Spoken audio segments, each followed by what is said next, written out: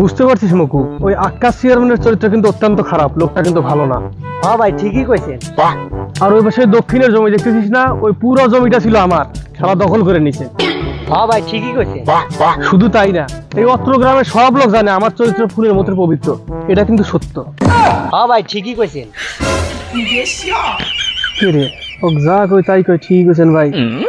শোন মকু, এই যে আমরা যে দেখতেছি দিন, এটা কিন্তু দিন না, এটা আসলে রাত, কিন্তু আমরা দেখতেছি এটা দিন।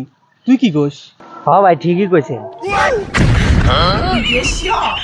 আচ্ছা হন, এই অত্র গ্রামের মধ্যে সবচাইতে চরিত্র খারাপ কিন্তু আমার, আমি কিন্তু বড় ধরনের লুচ্চ। তুই কি কইস? হ্যাঁ ভাই ঠিকই কইছেন।